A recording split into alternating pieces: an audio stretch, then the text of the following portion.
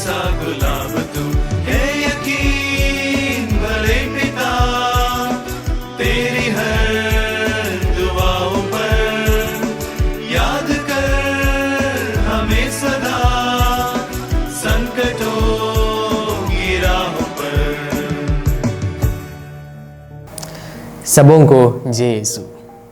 मेरे प्यारे भाइयों और बहनों, संत डोमिनिक के पर्व की तैयारी में आज हम संत डोमिनिक की विनम्रता पर मनन चिंतन करें। संत डोमिनिक का जन्म एक कुलीन और अमीर परिवार में हुआ था, लेकिन अपने बचपन के दिनों से ही वह विनम्र और सीधे साधे थे और वे अपने मृत्यु तक एक विनम्र पुरोहित के रूप में बने रहे। आज मैं आपके साथ उनके जीवन की 3 घटनाएं साझा करना चाहूँगा, ताकि हमें इस महान संत से हमारे जीवन के लिए कुछ प्रेरणा मिल सके। सबसे पहले अपने काम में उनकी विनम्रता। एक धर्म संगी पुरोहित के रूप में उन्होंने एक यात्रिक प्रवचनकार के रूप में काम किया। वह अपने साथ पवित्र ग्रंथ लेकर नंगे पैर चलते थे और अपने भरण पोषण के लिए वह अपने आसपास के लोगों की उदारता पर निर्भर थे। और जिस तरह यीशु के शिष्य जो जब उन्हें उपदेश देने के लिए भिजवाए जाने पर अपने साथ कुछ भी नहीं लेते थे, उसी तरह संत डोमिनिक भी प्रचार करने गए और कई लोगों को जो झूठी शिक्षणों के कारण बिछुड़ गए थे, उन्हें कलीसिया में वापस ले आए। उनके विनम्र जीवन शैली और देवदूत जैसी पवित्रता के कारण कई लोग अपने पुराने पापमयी जीवन को त्याग कर कलीसिया में वापस आए। दूसरी घटना, नेतृत्व में उनकी विनम्रता। हम फिलिपियों लिखे पत्र अध्याय 2 पद 3 में पढ़ते हैं, स्वार्थी महत्वाकांक्षा से कुछ ना करो, परंतु नम्रता से दूसरों को अपने से अधिक महत्वपूर्ण समझो। संत डोमिनिक अपने जीवन में जो उपदेश वे देते थे उसका पालन भी करते थे। उनके द्वारा डोमिनिकन समाज की मजबूत स्थापना होने पर सभी सदस्य चाहते थे कि डोमिनिक ही समाज के मुखिया बने, लेकिन डोमिनिक मुखिया बनने के लिए इच्छुक नहीं थे, क्योंकि वे इस पद के लिए खुद को योग्य व्यक्ति नहीं मानते थे। लेकिन अन्य सभी सदस्यों के अनुरोध के बाद उन्होंने समाज के मुखिया बनने की जिम्मेदारी ली। इससे पता चलता है कि वह अपने बारे में विनम्र राय रखते थे और दूसरे लोगों को अपने से बड़े और महत्वपूर्ण मानते थे। और तीसरी घटना, मृत्यु शैया पर उनकी विनम्रता। 50 वर्ष के आयु में संत डोमिनिक गंभीर रूप से बीमार पड़ गए और उनकी इच्छा के अनुसार उन्हें बोलोनिया के मठ में उनको लाया गया था।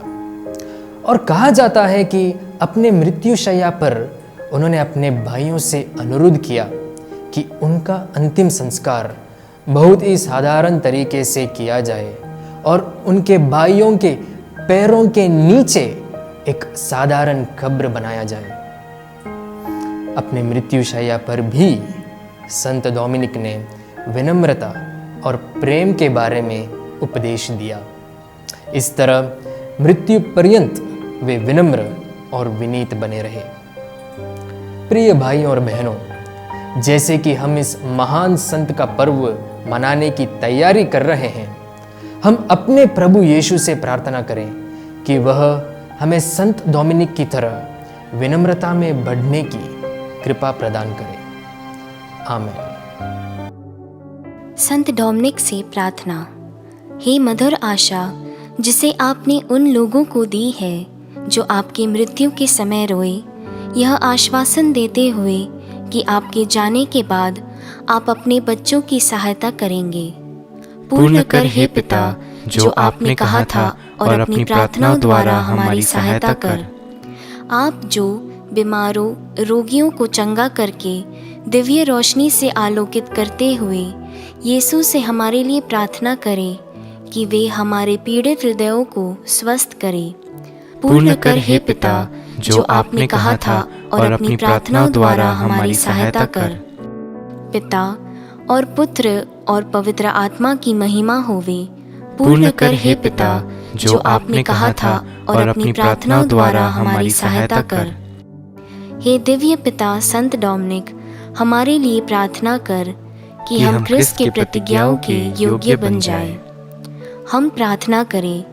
हे प्रभु, तूने अपनी कलीसिया को अपने धर्मवीर संत डोमिनिक की पवित्रता और शिक्षा द्वारा प्रेरित किया।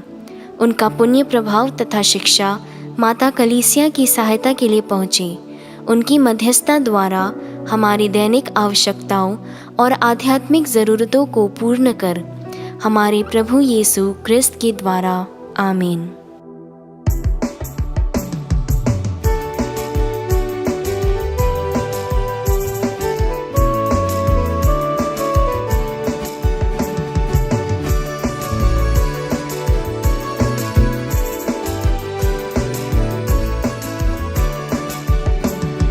आंसुओं के संग बही तेरी प्रार्थना, बन की आत्मा को तूने दिया सांत्वना। दिन के प्रकाश में करता प्रचार, रात के अंधेरे में आराधना। है यकीन भरे पिता तेरी हर दुआओं पर, याद कर हमें सदा संकटों की राह